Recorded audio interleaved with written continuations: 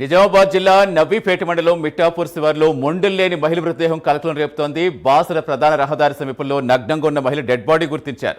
స్థానిక ఫిర్యాదుతో పోలీసులు ఘటనాస్థలి చేరుకున్నారు. చెయ్యి, మరో చేతి వేళ్లు, తల నరికి అతి కిరాతకంగా చేసినట్టుగా గుర్తించారు. ఘటనా పరిసరాలు జాగిలాలతో పోలీసులు తనిఖీ చేస్తున్నారు. పూర్తి వివరించేందుకు మా కరెస్పాండెంట్ రాజేష్ సిద్ధంగా ఉన్నారు. రాజేష్, అసలు వినడానికి చాలా జుగుప్సాకరంగా ఉంది. అసలు అంత దారుణంగా ఎలా చేస్తారు? ఎవరా మహిళ అనేది తెలిసిందా? అసలు ఏమైనా చెప్పగలుగుతున్నారా చుట్టుపక్కల ఉన్న వాళ్ళు? సతీష్, నవిపేట మండలం ఫకీరాబాద్ మిట్టాపూర్ శివారులో మొండెంలేని మహిళ మృతదేహం అక్కడ దొరికింది. ఈ నేపథ్యంలో ఇటు జిల్లాలో అయితే స్థానికంగా కలకలం రేపుతుందని చెప్పవచ్చు. బాసర ప్రధాన రహదారి సమీపంలో అక్కడ వంతెన నిర్మాణం జరుగుతుంది. వంతెన నిర్మాణము సమీపంలోనే నగ్నంగా మహిళ మృతదేహం లభ్యమైంది. అయితే ఒక చెయ్యి, ఒక చేతి వేలు, తల తొలగించినటువంటి మొండెము అక్కడ దొరికిన పరిస్థితి. అతి కిరాతకంగా హత్య చేశారు. అయితే సంఘటన స్థలానికి ఇటు పోలీసులు డాగ్ స్క్వాడ్ చేరుకుని ఇటు తనిఖీలు నిర్వహిస్తా ఉన్నారు.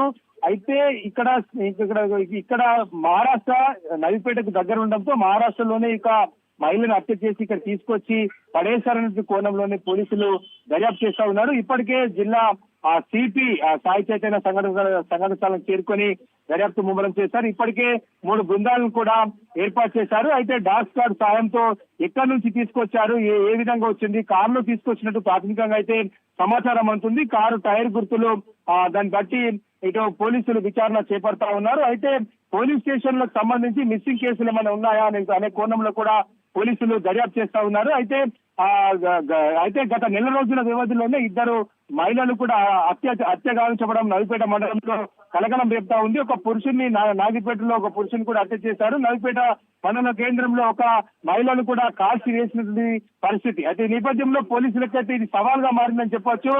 మహిళను వివస్త్రం చేసి దారుణంగా హత్య చేసిన సంఘటన ఇటు స్థానికంగా అయితే కలకలం రేపుతా ఉంది. అయితే ఆమె చేయికి సంబంధించి చేయిని మణికట్టు వరకు నరికివేశారు. అయితే ఒక తలను మొండెంను కూడా వేరుపరిచిన పరిస్థితి. ఒకవేళ తల దొరికితే కనుక ఆ పరిస్థితుల్లోనే ఆమె ఎవరనే విషయాన్ని పోలీసులు గుర్తించే పనిలో ఉన్నారు. సతీష్.